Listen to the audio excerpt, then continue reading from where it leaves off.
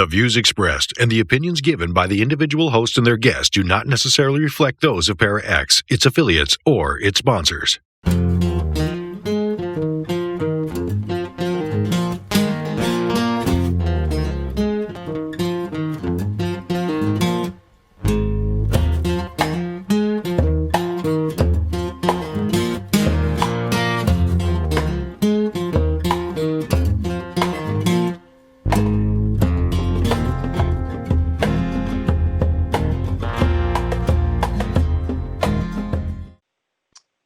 Welcome to He Said, She Said, the Cryptid Show. I'm Tommy Cooper, along with lovely co-host Stephanie Langer. How you doing tonight, Stephanie? I'm doing good, Tommy. How are you? Fantastic. We're getting the wrinkles worked out of this machine. I A little know. better. We'll be fabulous soon. Today, we're going to be fabulous. Yes. Come so far so fast already. I know. Thanks to our fabulous producer, Jason. Woohoo! He's doing a great job. He is doing a great job. Did I hear you say earlier you made it into the woods today, Steph? I did. Oh my gosh, I'm exhausted. I don't know how far we trekked back there. We went to places that we have never been before because we can get there now because there's ice. And yeah, I'm beat. I'm really tired. It was good, but it was 45 degrees here in Minnesota. So the snow was really melty, and in many places the snow was up over my knees. So I got in my boots and, the whole 9 yards. But wow, we had so much fun. How about you? I heard you were out in the woods as well. I did make it to the woods again. I'm pretty good on Sundays. I almost always make it out. Today was no exception. Yeah. Fantastic day. The weather is just beautiful out today. What a great day to be out there. I know. It was really super, super nice. So yeah, I'm excited. It was fun to be out in the woods. We'll sleep good tonight. I will sleep fabulously well tonight because I have no idea how far we walked. That's great.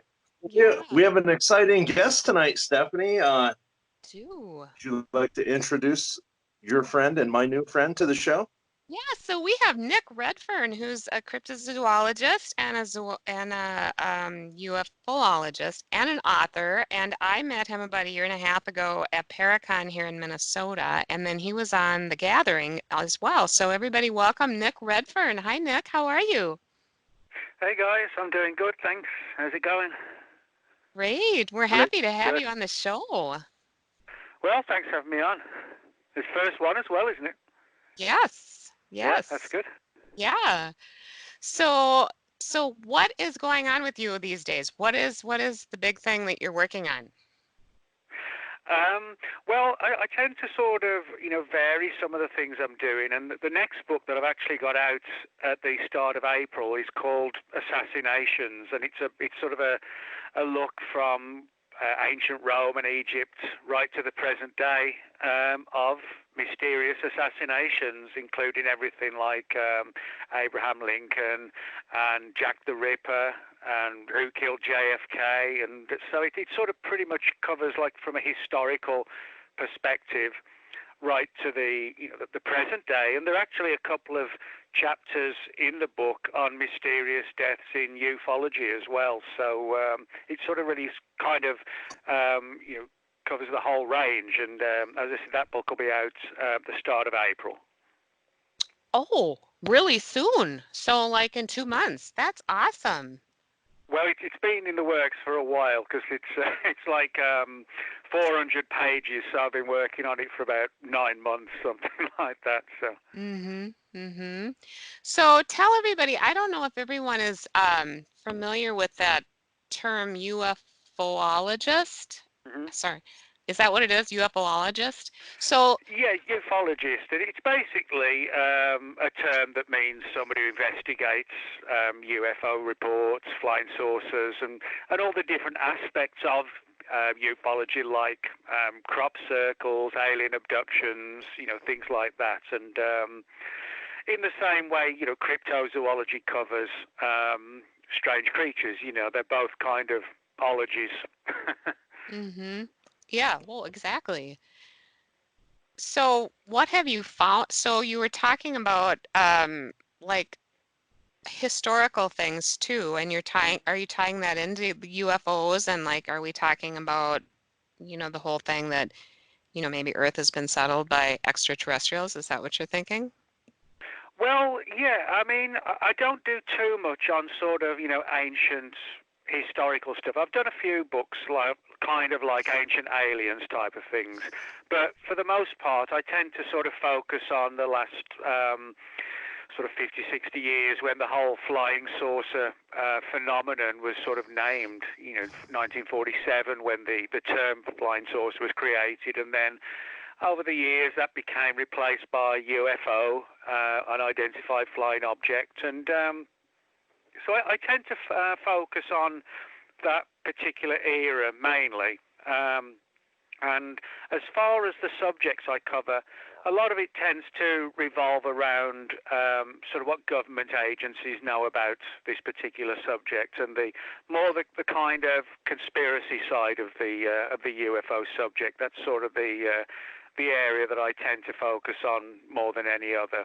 And I always think, if government agencies have got information, the chances are, that they've got far more data than we do. That's why I use things like the Freedom of Information Act to try and get hold of files and documents and that kind of thing, and to try and, get a bigger picture of what's going on and, what the phenomenon really is.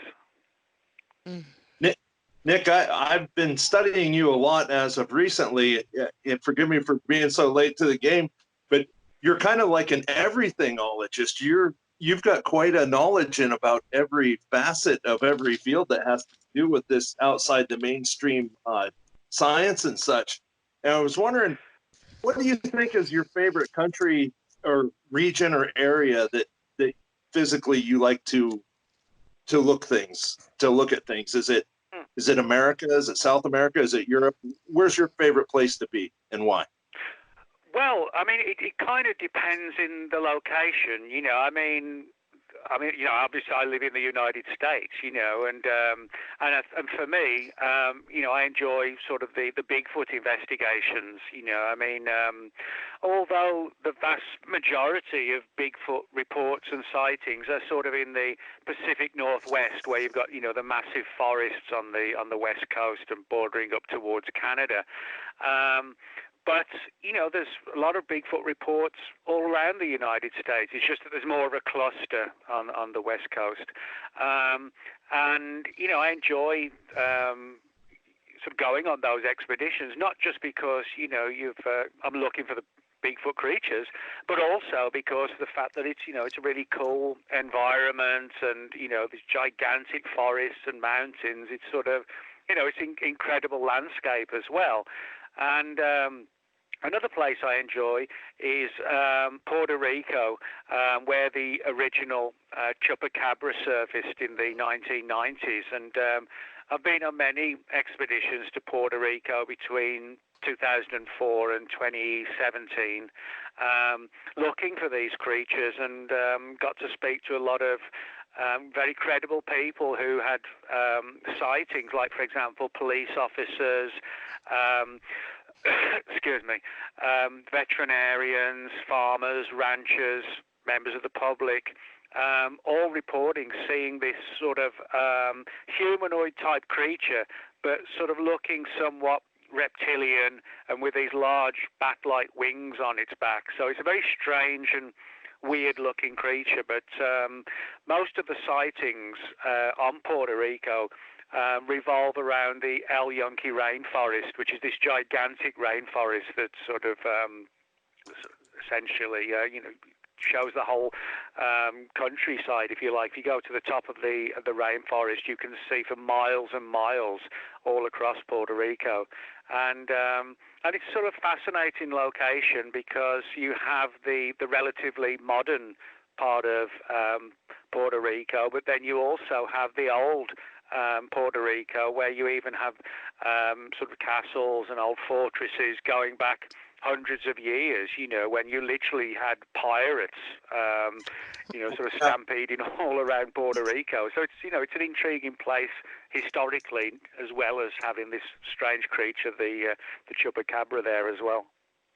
With the small wings on the back, it almost is reminiscent of a miniature version of the Jersey Devil. Have you ever considered that? Yeah, that's a good point, because it is very similar in many ways. It's not like something, like the size of or the height, I should say, of like an average man, around about 6 feet or anything like that. It is sort of 5 feet tall, quite skinny.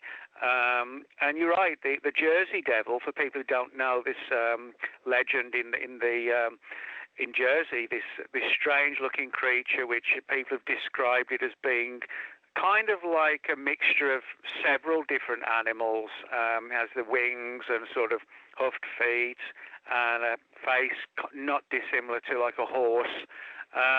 So it has a number of sort of aspects attached to it, but all across the world and throughout history and folklore, you can find stories of these mysterious winged creatures. I would say probably the most famous one of all would be the Mothman of Point Pleasant, West Virginia, which was predominantly seen through 1966 and 1967 in the town of Point Pleasant, West Virginia.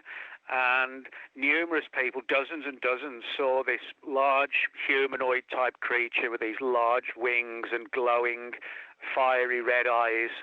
And what was kind of weird was that not long after the sightings of the Mothman surfaced, then there were a lot of UFO activity in and around the town.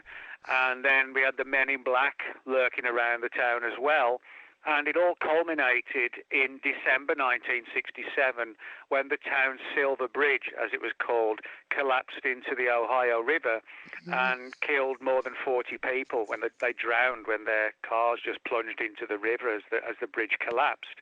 And a lot of people, both in town and in the research community as well, came to believe that the presence of the Mothman was somehow connected with the collapse of the bridge and the deaths. In other words, they perceived it as sort of like a Grim Reaper type creature more than anything else.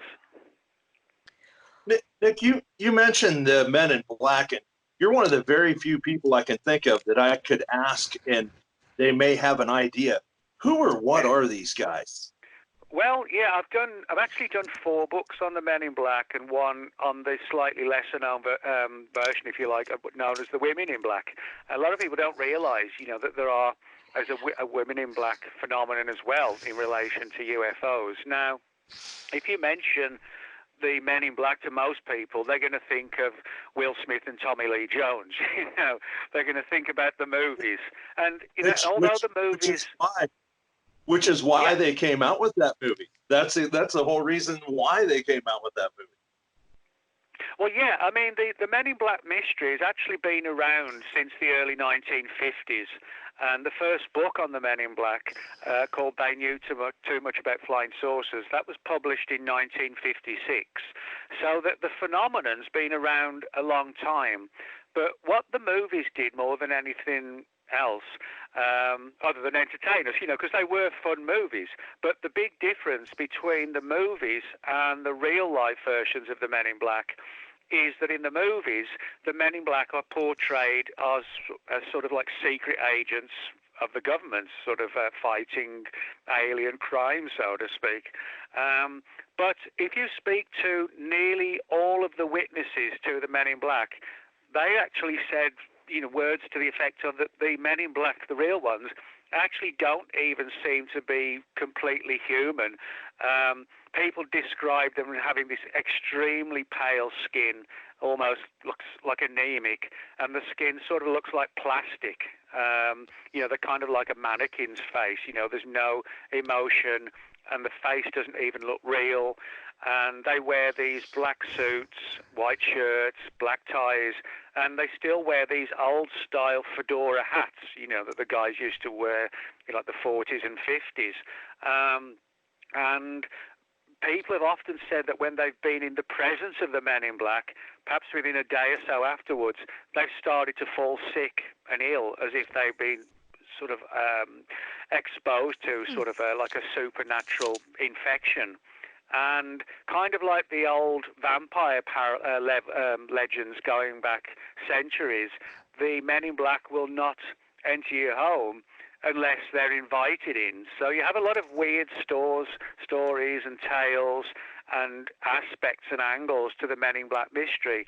But what it boils down to is that the Men in Black of entertainment are very, very different from the real Men in Black. And because they dress in sort of these fedora hats pulled down and the black wraparound sunglasses, some people have sort of suspected that was kind of like a camouflage, that, if they were to remove the hats and took the glasses off, they would look really strange, because some of the witnesses said it was as if the Men in Black were wearing really bad wigs, which sounds really strange. But if you imagine, if they were to take the hat off, remove the wig, and people have said behind those sunglasses the eyes are bulging and huge. If you were to remove all those aspects, they would probably look really strange, and it would give away their real appearance. So that's one of the sort of lesser-known things, that if you're not sort of fully aware of the Men in Black mystery, a lot of people just assume, that, they're from the CIA or the FBI or the NSA. This, I can say for sure, this is not a government mystery. The Men in Black, are something way beyond anything coming from the Pentagon or anything like that. Yeah.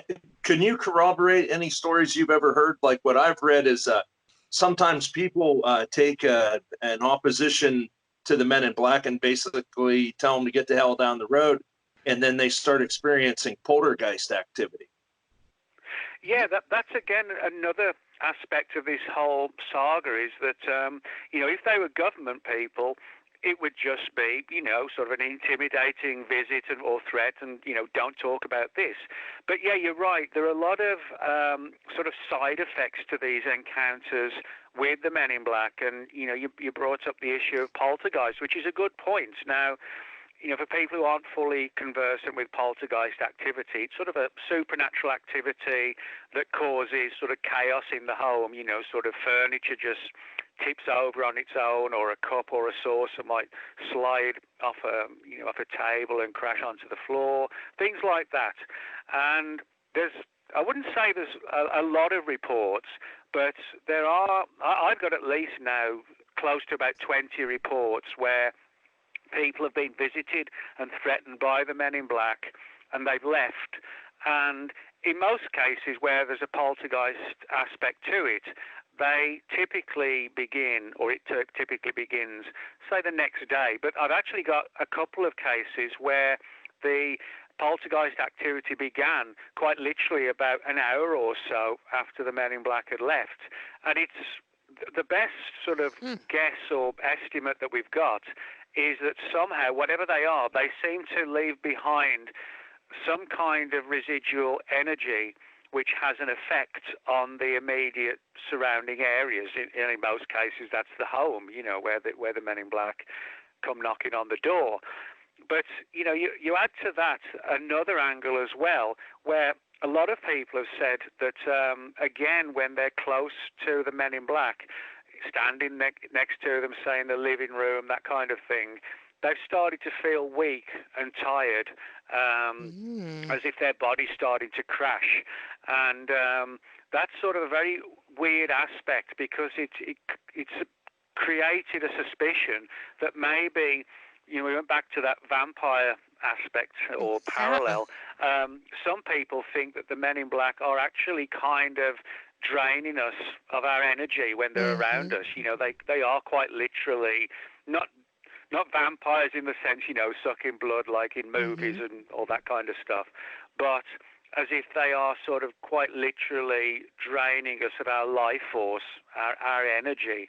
And one witness described it as being, like a diabetic person who sort of misses breakfast, misses lunch, and then by time it's for dinner, they're in that danger zone when they're starting to crash and they get weak and tired, and that's how one of the witnesses described it, and which must be sort of pretty terrifying.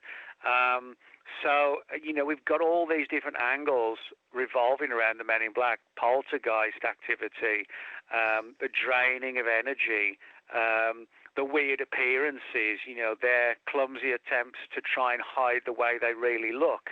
And what you end up with is a really bizarre and extremely sinister phenomenon. Yeah, I don't think I'd want those Men in Black to come visit me, can I just say? No, it probably wouldn't be a good idea. Like, we probably could, but knowing this now, I mean, we do things where, because I'm in the metaphysical world too, and we can put energy barriers around us so that nobody can steal our energy, so we could do that. But it just kind of reminds me of that whole Mothman thing too. I always said I wouldn't want the Mothman to come visit me either. So kind of the same thing, you know? It's Well, kind yeah, of you're right, and I mean it's interesting. You bring Mothman up because as I mentioned that in the Mothman sightings in Point Pleasant in '66 and '67, the town again was sort of hit by not just Mothman but by Men in Black reports, and again, most of the witnesses in Point Pleasant said these guys were so memorable because they were so weird, and most of them were only about sort of 5 foot, 5'2", 5'3".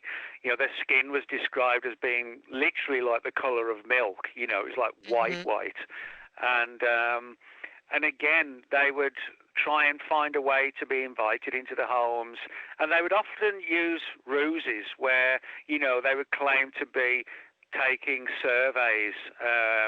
We're doing a survey for the government, that kind of thing, and people, I guess maybe back then didn't want to sort of disappoint him and say, okay, well you can come in, and then that's when all the weirdness begins, and all this surreal situation kicks off. But it seems to be that for the most part, the Men in Black are associated with with the UFO phenomenon, which is true.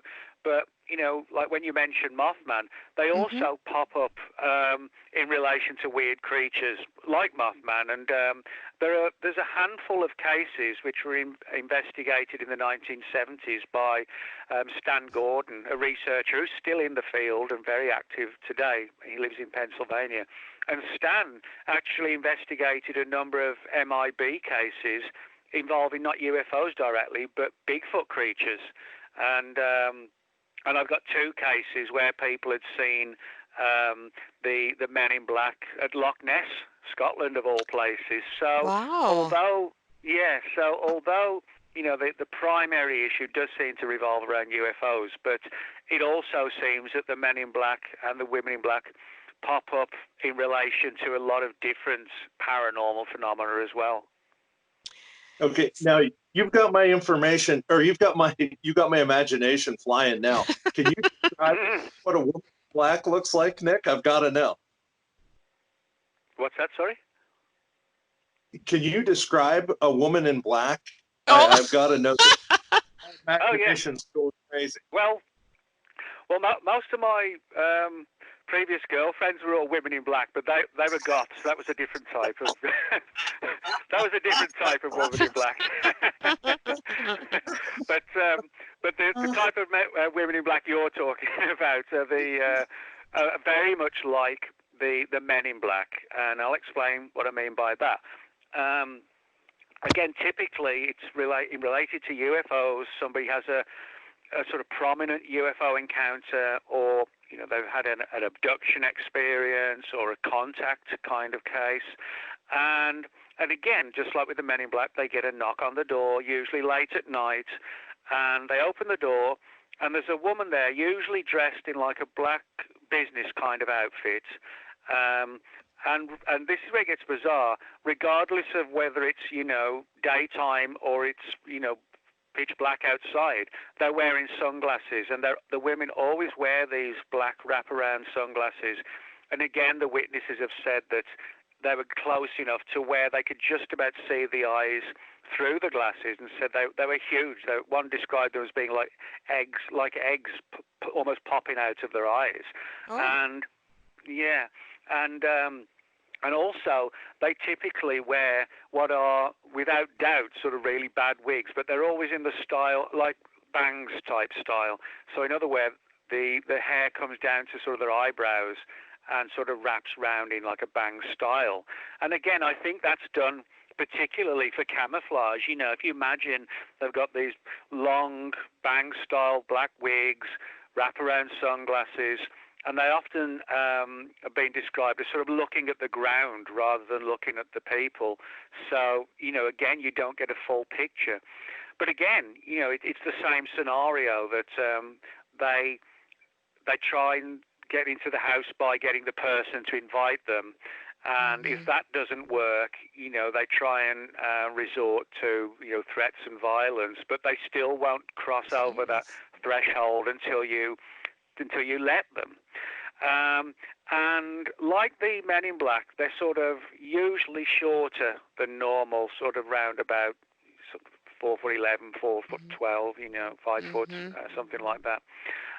So, you know, in that sense, you know, when you place the Women in Black phenomenon next to the MIB phenomenon, you've actually got extremely similar entities. And you know, those reports have gone back to the 1960s, and John Keel, who wrote the Mothman Prophecies book, John Keel had a number of Women in Black cases come to him from the people who lived in Point Pleasant. One particularly creepy story was from 1967 when Keel started to receive phone calls from people in town saying, you know, why have you been having my secretary contact you about my UFO experience? We've already discussed it. And John Keel would say, well, I haven't got a secretary. And it turned out there was this woman in black pretending to be John Keel's secretary, trying to get information out of all these people, you know, and claiming, you know, she was working on behalf of John Keel. And as I said, he never had a secretary. He was as mystified as everybody else. Wow. So, yeah, that was sort of really strange. You know, you've got this mysterious woman walking around town posing as John's secretary, and getting all the stuff. So, yeah, and I think, you know, we can place in that same category today a sort of more recent phenomenon, but equally as creepy, which is known as the Blackeyed Children. Oh, yeah. And, that came to mind, too. Yeah, well, the Blackeyed Children are very similar, too. The phenomenon really started in the late 1990s with a Texas journalist named Brian Bethel. And he... I won't say he was the first person to see the Blackeyed Children, but he was certainly the first person to talk about this in sort of an open, wide forum. And then other people came forward to say they'd seen them. And in the same way, you know, you've got the Men in Black in the black fedoras and the Women in Black in the black wigs. Well, the Blackeyed Children typically... nearly always wear black hoodies, and the hoodies pulled down just about as low as they can get it on their head.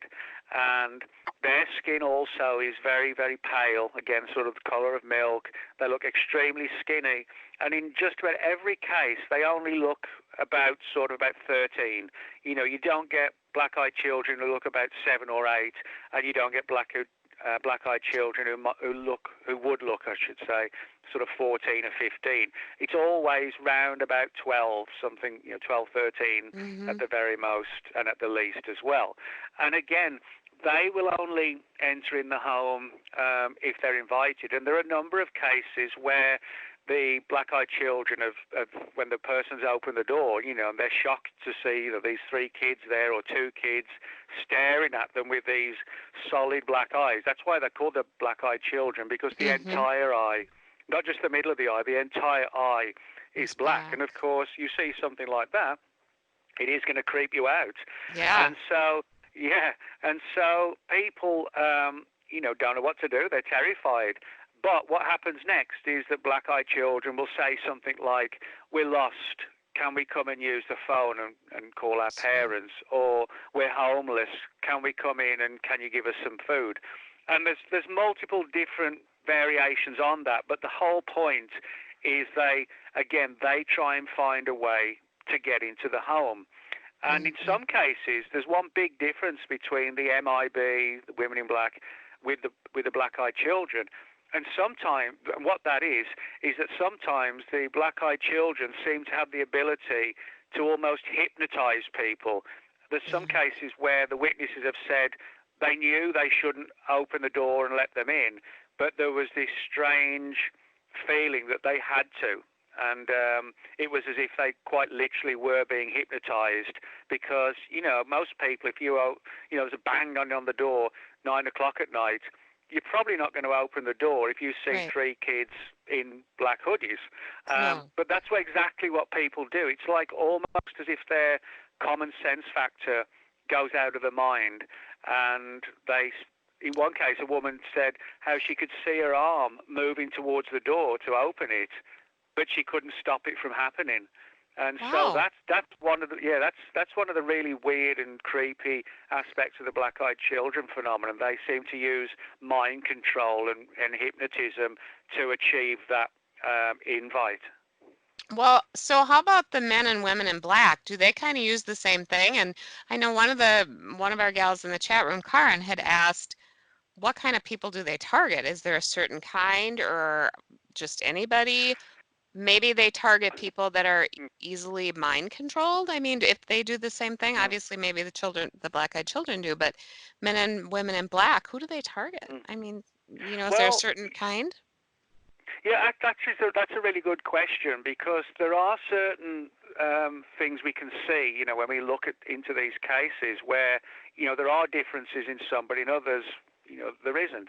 For the most part, if you've just seen like a light in the sky or something like that, nobody really gets visited, just because you saw an odd light in the sky. The people who are mostly visited are people who've perhaps had like an alien abduction. They've been taken on board a craft, sure. and missing time, and they're subjected to sort of experimentation, that sort of thing. So alien abductions tend to be popular, and also people who've seen like a UFO landing, or they've had like a close encounter, with a UFO very close by, and then they'll come around and say, you won't talk about this. But the interesting thing with the Blackeyed Children is that when I've dug into the background of some of the people and dug more and more, what I've found is that in many cases, there isn't actually a UFO connection with the Blackeyed Children. It just seems to be they want to come into the house, or they need to come into the house.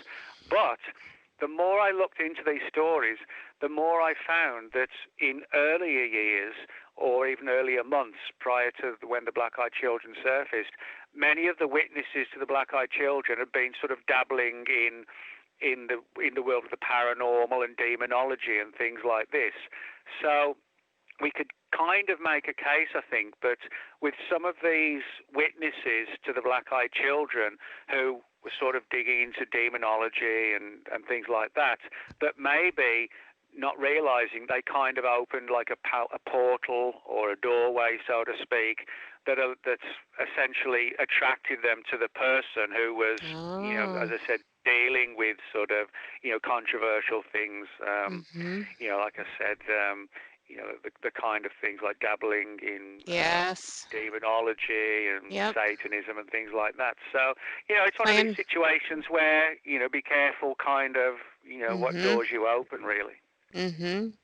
Get rid of those Ouija boards, everybody. That's all I'm saying. You never know what you're going to create with those. It's funny you should say that, because in several of my books, I've got case files from witnesses who kind of like, with the demonology angle, who were actually using Ouija boards, and then in those cases, they were soon visited. But there's an interesting aspect to the cases where people have been visited, after using Ouija boards, and that is that people haven't had the visitations at the front door. With the Ouija board cases, it's always been a situation where the person wakes up in the middle of the night and they can't move. This is a condition that's known as sleep paralysis.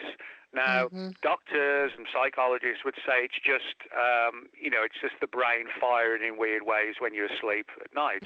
But I don't think it is. I think it's a genuine phenomenon because there's so many extremely similar situations where people go to bed at night, and typically between about 1 and 4, it's never usually before about 1 and never usually after about 4, they wake up in the middle of the night terrified because they're just sort of totally paralyzed. They just cannot move, but all, apart from their eyes, and all they can see is like this shadowy, silhouetted figure wearing like an old style hat, and they become known as the Hat Man. If you just do an internet search on Hat Man paranormal, you'll find literally dozens and dozens of websites and blogs talking about this phenomenon.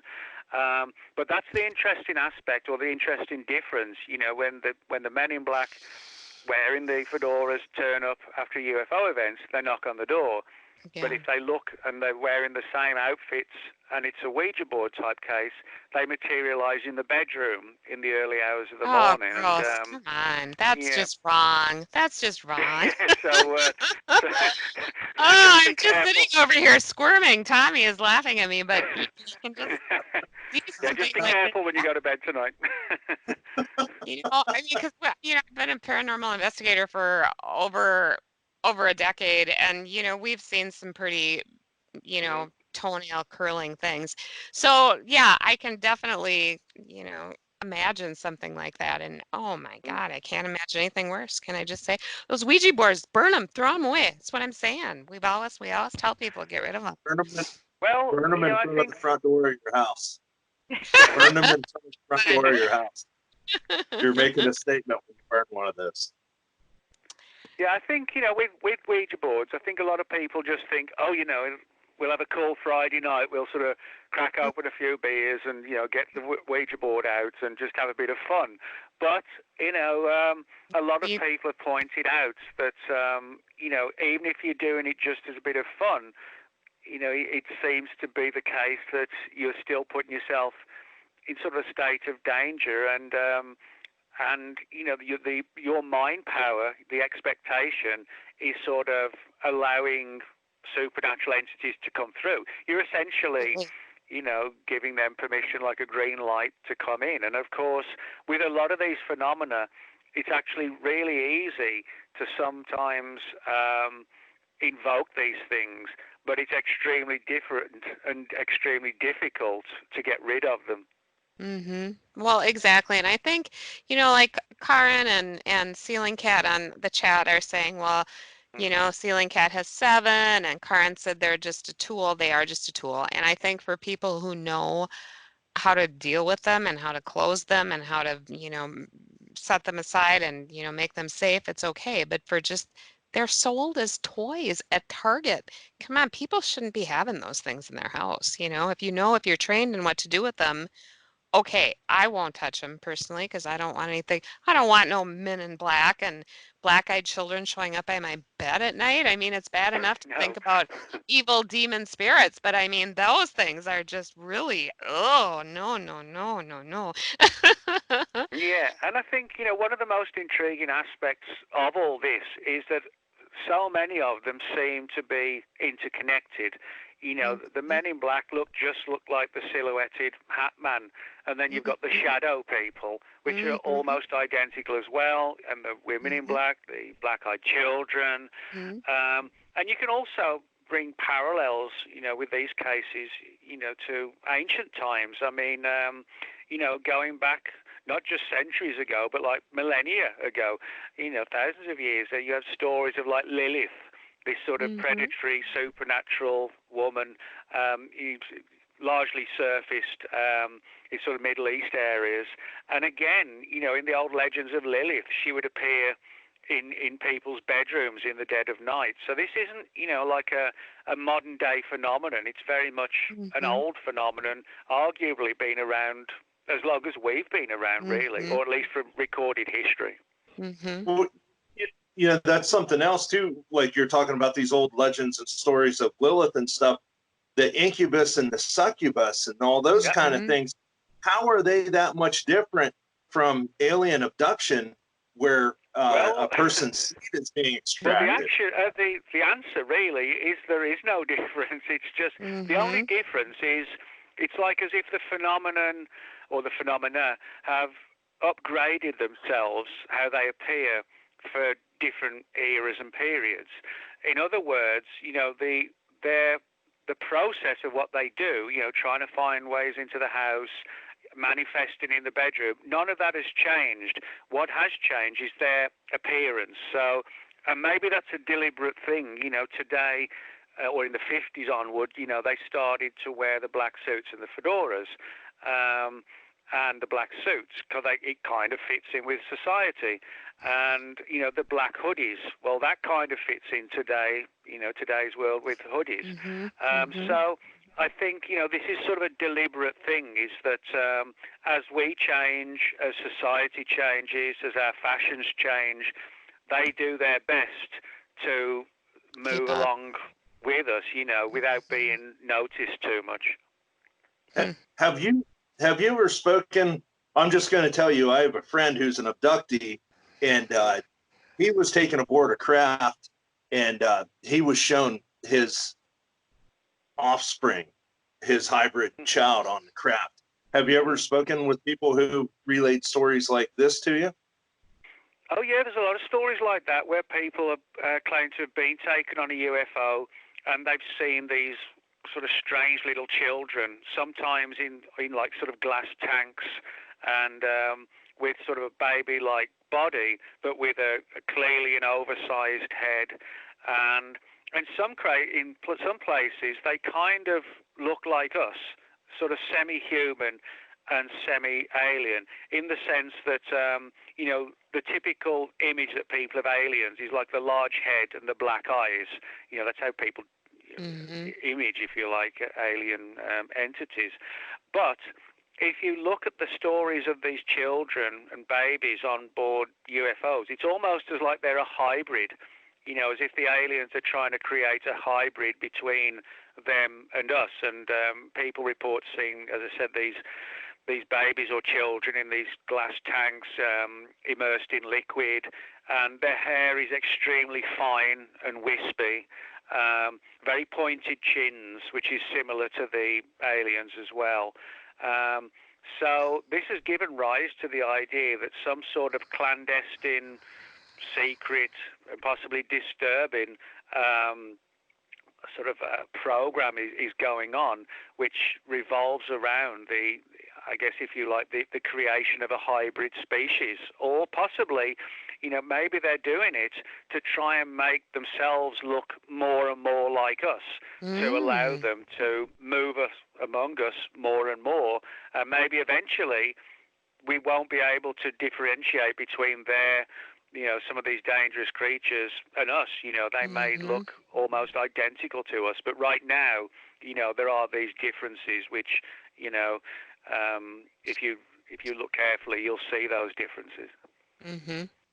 Wow. Do you think that these alien influences, do you think they've penetrated the halls of power in global government in different countries and things? Do you think that maybe some of them are already some of our masters now, and they're in disguise in the government capacities and things? Personally, I've never really investigated a case like that, but I have heard from friends and colleagues that they've investigated cases like that. One that really springs to mind was a friend of mine who spoke to a guy who worked in the Pentagon in the 70s, and he had a really strange experience where he claimed to have seen like a man, just a regular guy, walking down one of the corridors in sort of, just a workday suit, black sort of suit. We're talking back in the 1970s, it's a regular suit for that era. And he said as the guy approached him, as he was coming down one part of the corridor, the other guy was coming the other way, he said the guy's face kind of shimmered and went blurry for about 2 seconds. And within that 2 seconds, the face had changed into like a reptile's face, almost like a crocodile's face, and he just froze in the corridor. And he said just in that couple of moments, the guy whose face briefly shimmered, he said the guy suddenly realized he'd been kind of outed, and that whatever the camouflage was, for some reason, it wasn't working for that 2 or 3 second period, and both sides realized, that both sides could see what the other one really looked like. Mm-hmm. So that's about the only one I've personally investigated, but there are some stories like that where people talk about sort of shape-shifting reptilian type creatures and strange changes, where they'll alter from one thing to another thing. So, but I have to admit, as I said, that's the only one that I personally have got. Well, I'll just let you know and throw it out there. They're under the Denver airport. That's where they're going to run the show from. Really? Yeah, the Denver airport's the largest underground facility in the world. After they would go so far, they would do all the work. Wow. Yeah, look at the. It's a weird place. I mean, there's a lot of weird stories about, and conspiracy theories about the Denver airport. That there are underground bases under there, and that there are, where the elite who run the world, they're under the Denver airport. But I mean, there are some strange stories about it, and some genuinely weird aspects. All this really bizarre artwork. If you ever get to, go into the Denver airport, and also as you actually enter to go into the on the road towards the airport itself, there's this sort of huge model of like a huge black horse with glowing red eyes staring at you from the edge of the road, which is kind of weird. Did you hear the sculptor that created that horse? At one point, the head fell off of it. It landed on him and killed him. Oh, I did not know that. Yes. Wow. Yes. Wow. That's the headquarters for the bad guys in North America, I do believe. Wow. So there's one point. Hey, I got to stump everybody once. That's awesome. Crazy. Yeah, no kidding. I'm just like, what are you talking about? Well, but Nick had heard this too, so this is awesome because I'm like, where are you coming from with this? But it's all good. It's all good. It's curious to me because I have a friend who's a recording musician, and he had told me that he was speaking with a guy that was kind of a power broker in the music business. And while he was talking to him, he's like, dude, I don't know how to tell you this. He's like, his eyes turned into like reptile eyes while I was talking to him. They kept changing back and forth the whole time I was talking to him. And wow. It has fascinated me ever since then, because I know this guy wouldn't be lying to me. And so it's great to have the ability to talk to someone who's well versed in this stuff. Oh. Yeah, that's interesting because that's not too dissimilar to what I mentioned in the 70s, with the reptilian kind of sudden change and then back again. So. Mm-hmm. Yeah. Crazy stuff. Yeah. I'm still thinking about it. I'm speechless. What do you think the end game is for all this UFO activity and all this craziness that's going on? There's got to be a cohesive plan. Well, I mean, I guess it's difficult in some ways to say, but, a lot of people see it as like a positive phenomenon. It's all, whatever their presence is, it's all for our good. But, I mean, when you look at the state the world's in and the environment and everything else, I don't really see them doing much for us, really, but you don't see them coming down like in Independence Day, destroying us. So, this has given rise to the idea that, as Charles Fort, one of the early researchers and writers in the early part of the 20th century, he had this intriguing theory that we're kind of like a farm, that maybe in the same way, we feed on plants and animals and whatever, vegetables, you name it, that these entities sort of feed on our life force and our energies, and that's why they interact with us so much. So in other words, in the same way, like I said, we feed on this, another animal feeds on that. Well, maybe, we're not aware that we're being fed on when, we have these bedroom encounters or bizarre dreams that may not have been just dreams after all, that we're not seeing the bigger picture. So that's one of the interesting theories, that, we're not the top character on the planet after all. We may be just, very secretly and clandestinely being used, for sinister reasons, and that may be, to essentially feed on us, almost like what we call a paranormal parasite, and we just don't realize what's going on. As long as we've gone this far down this road, I have to ask also, have you studied, or what are your thoughts on the teachings of Aleister Crowley, Madame Blavatsky, the Vril Society, these sort of things? Is this stuff still factoring into today's events? It does, but it doesn't as much as, in sort of the latter part of the 1800s, through the early part of the 20th century. But I've actually done a lot of research into Aleister Crowley, mainly because of my big interest in the Loch Ness Monster. A lot of people don't know that Crowley actually had a home near the shores of Loch Ness called Boleskine House, and he performed all sorts of rituals and rites and rituals to try and summon up sort of supernatural and paranormal entities. And two owners of the house afterwards committed suicide, one of them actually inside the house. A lot of people fell sick at Boleskine House, and what's interesting is that the sightings of the Loch Ness Monster actually increased after Crowley had been performing all of these supernatural occult rituals.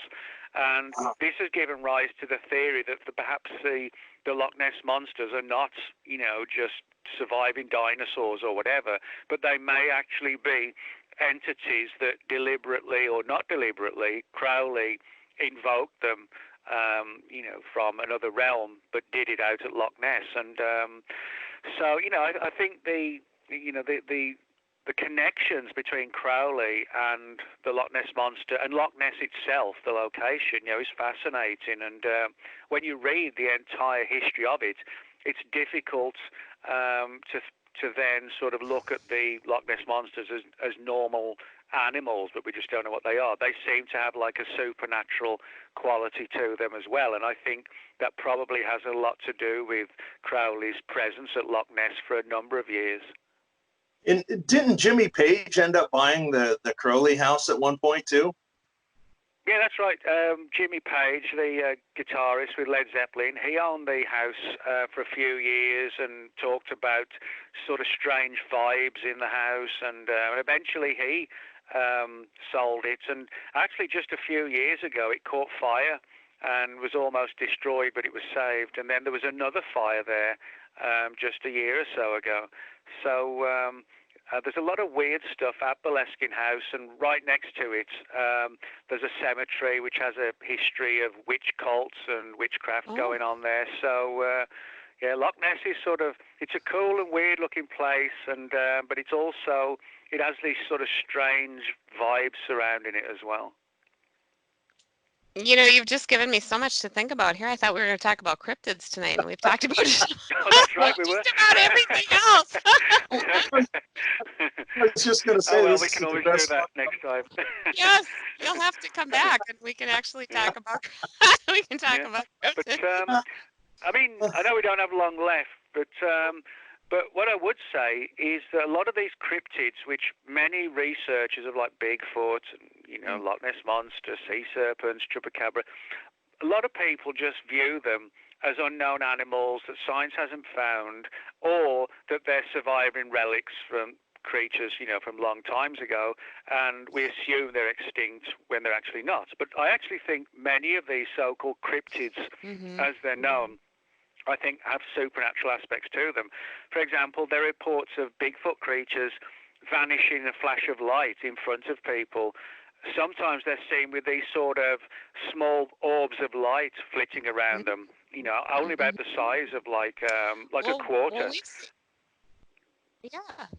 We've seen those. We've seen those, Tommy. You have too, when we've been out there Yes, looking I have for it on Bigfoot. video. And, Yep, got it on Yep. video. and we've Absolutely. been in their I won't- presence. We've yes. Yeah. The mind speak What's that? phenomena too. That's not a monkey doing mind speak either. Yeah, No. There's so many weird No. things, you know, surrounding all that I think it's far. I don't know what they are, but they're not just a North American equivalent of like an African gorilla. There's something much weirder about Bigfoot. Mm-hmm. Oh yes. You know, and there's for also sure. the fact. Yeah, I mean, the most glaring aspect of all, you know, is these creatures are like 8 foot tall and 500 pound, and we can't even catch one of them. You know, one would be nice, Yeah. but you know, so for us not to be able to catch even one over decades and decades, you know, it wouldn't be so bad. And it'd be quite plausible if they were just the size of like a squirrel or something, but an 8 foot tall, 400 pound creature, and they're reported all across the US. We should have one by now, you know, captured. Yeah. So I Right. think their elusiveness alone, you know, is one of the most significant aspects. You know, they're too elusive.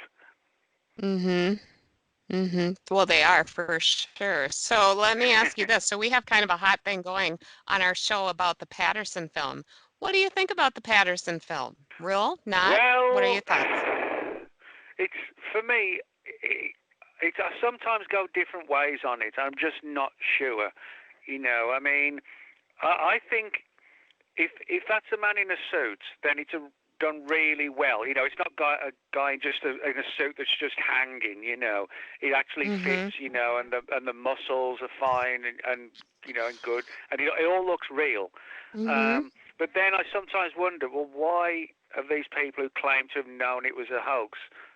What would be their motivation to do that if it wasn't? You know, So in other words, I'm not avoiding the question. I honestly just don't know. It's one of these situations where, you know, all we've got is one piece of footage, very short piece of footage, and nothing else to go with. So to a degree, we're in that position where you've just got an opinion. You know, one person's got one opinion, somebody else has got another. So, but what I would say is it's not something that, you know, that if it's a man in a suit, that's been done extremely well. You know, even the muscles ripple when it moves. You know, a lot of people haven't sort of appreciated that, but right. So I don't know. It's my scientific answer. I don't know. So my only thing, Nick, and I'm just going to say this briefly, is that yeah, it probably is real. But if you look at the, you know, Patty's a woman and or a female, and if you look at the back end of her, it looks like there's a pillow stuck in there. I mean, take a look at it next time you look at it and tell me. Maybe you know, that's let me know what you think. Well, maybe that's well, Bigfoot that's likes. an interesting thing. I'll tell you an interesting thing is that. You know, as you said, it's female. You know, the creature in the footage clearly has breasts. Yes. Now, one of the interesting things that was said to me once was that why even make it female? You know, why go to that length of you know, putting breasts on it? What would be the point? Why not make it easier on yourself by making the body, you know, as simple as possible? So that's an interesting aspect. Why make it? Why make it female? Yeah, that's Guys, a good question. Guys, I'm sorry to tell you, but we're at the top of the hour, and what a fast hour that was. Yes, it was. So Thanks. thank you, Nick. I hope you come on again. Let's get it together. Yeah, when your new book comes out, let's have you back on. And right, that would be awesome. Yes, thank you so much. Thank you so much. Just give me a shout, and I'll be happy to be on again. Thanks a lot. Awesome. Thank you so much. Jason, thank you for producing Para X. Awesome. Tommy, I'll see you next week. Be well, everyone. Who is our guest next week? Greg, Swatchman. the Swatchman Yost. It's going to be great. Bye, everyone. See ya.